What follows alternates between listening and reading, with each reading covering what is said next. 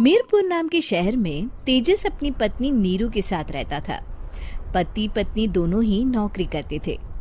एक दिन तेजस गांव अपनी माँ के पास फोन करता है। हेलो, प्रणाम माँ। जीते रहो माँ, तुम दादी बनने वाली हो हैं? अरे वाह, ठीक है बेटा, मैं कल ही आती हूँ।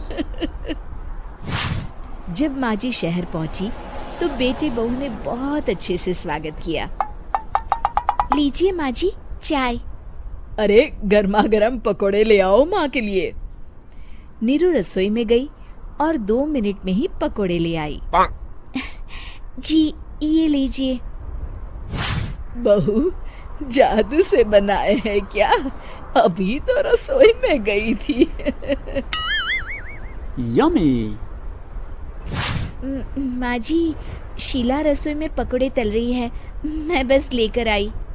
हे भगवान, मेरा धर्म भ्रष्ट कर दिया तूने। अब तो गंगा जल से शुद्धिकरण करना होगा।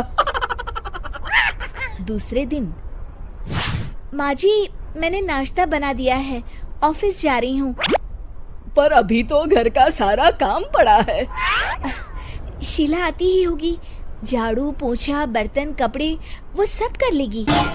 हमारे जमाने में घर का सारा काम हम ही करते थे। जी माँ जी, आप बहुत होशियार हैं, मैं घर ऑफिस दोनों नहीं संभाल पाती।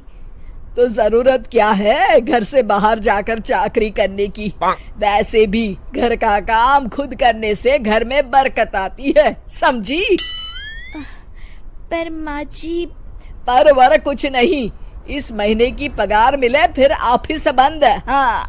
अगले दिन जब दोनों ऑफिस के लिए निकल रहे थे, मेरी तो कोई कीमत ही नहीं है इस घर में।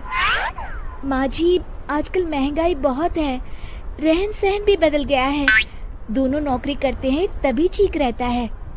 अच्छा, तू कहना क्या चाहती है? मेरा बेटा तुझे बिठा के खिला नहीं सकता? तू ही इस घर का खर्च चला रही है, हैं? नहीं माँ जी, मेरा वो मतलब नहीं था। मतलब खूब समझती हूँ, ये बाल धूप में सफेद नहीं किए मैंने। हाँ। अब तो ये रोज का काम हो गया था। तेजस भी रोज की झिकझिक से परेशान हो गया था। एक दिन उसने कहा, नीरू, वैसे भी तुम्हें मैटरनिटी लीव मिलने वाली है, तो अभी से ही छुट्टी ले लो। पर क्या, मेरी सैलरी अच्छी खासी है।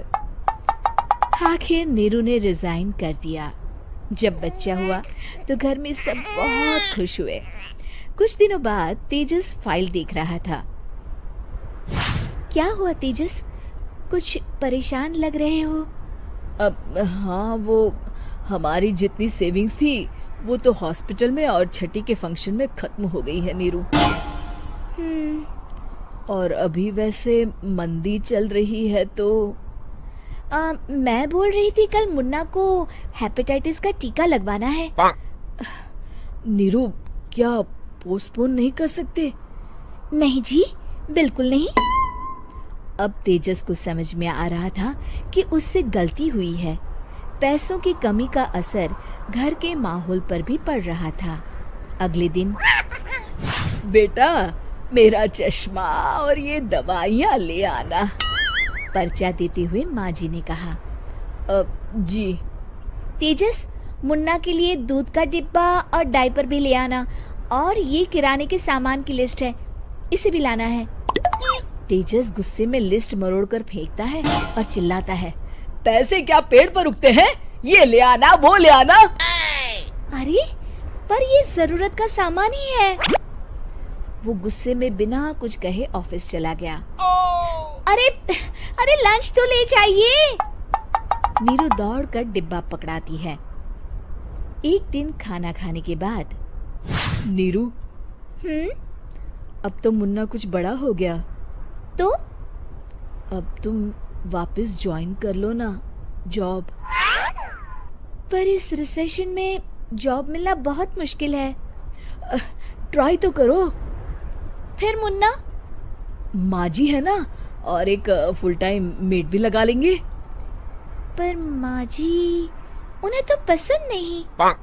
तभी माँ जी वहाँ आ जाती है और प्यार से नीरू के सर पर हाथ फेरते हुए बोलती है, अब मेरी समझ में आ गया बहू, पहले के और अब के समय में अंतर है। तुम काम शुरू करो, मुन्ना की जिम्मेदारी मेरी।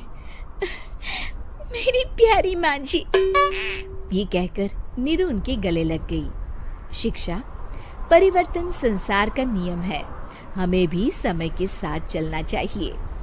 उम्मीद है कि आपको हमारी ये कहानी पसंद आई होगी। कृपया हमारे चैनल को सब्सक्राइब करें और सभी अपडेट्स के लिए बेल आइकन जरूर क्लिक करें। और हाँ, वीडियो लाइक और शेयर करना मत भूलिएगा। Bye bye.